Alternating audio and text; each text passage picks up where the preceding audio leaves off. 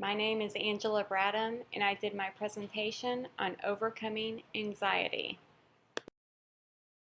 Do you ever get sweaty palms, feel shaky, or feel like your heart's beating right out of your chest? These are some common examples of what it feels like when someone is experiencing anxiety. For some people, anxiety is a good thing. It gives them that extra little push that they need to accomplish the goals that they've set for themselves.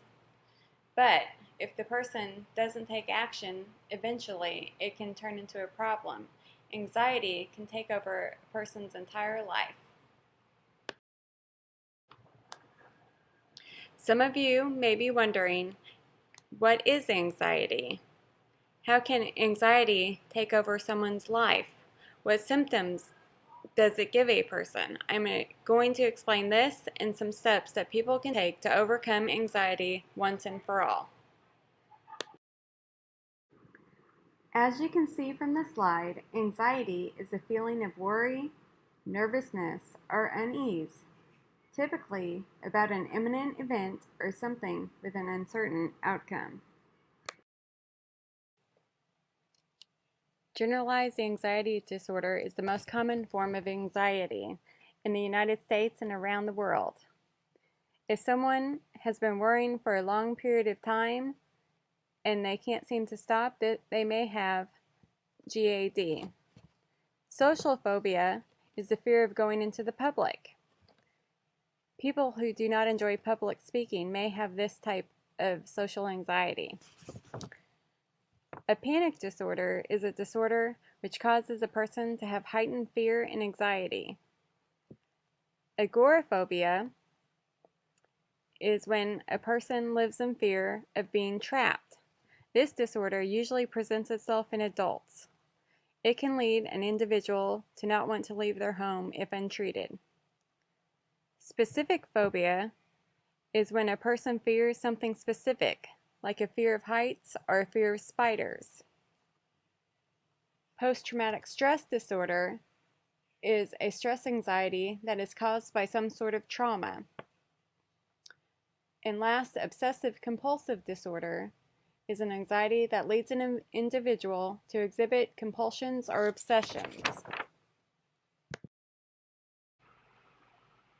Symptoms can differ between people and from disorder to disorder. General anxiety disorder can make a person feel anywhere from having trouble concentrating to having difficulty swallowing. Social phobia can make a person avoid going to a place they feel will cause the anxiety.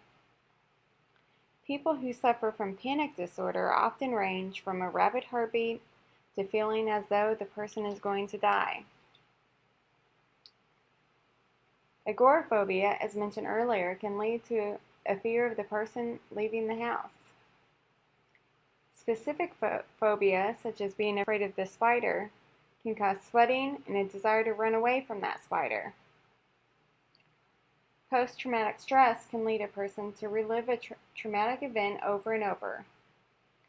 An obsessive-compulsive disorder can cause a person to repeatedly do something they do not want to do, such as wash their hands.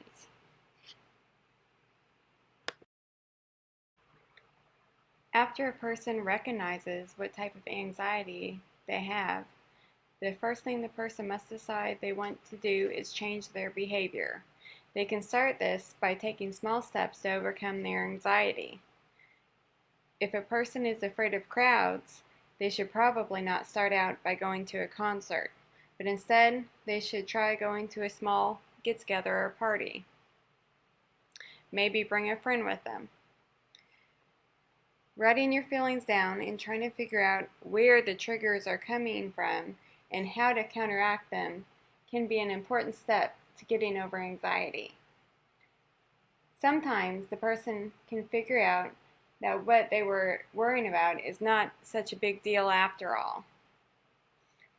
Sometimes all it takes is for the person to take a few deep breaths. Also, exercise can help to reduce anxiety by giving the body endorphins that can help to calm a person's mind. Before taking medicine to combat anxiety, A person should try to watch what they eat and drink. Sometimes what they're eating, they don't really know it can help to cause anxiety. Like drinking caffeine before bed, it can lead to anxiety. If nothing else works and the problems are chronic, medication can alleviate the symptoms quicker than therapy. If a person has doubts about medicating the condition, they can try herbs and dietary supplements as long as they study up, because they are not without their own side effects.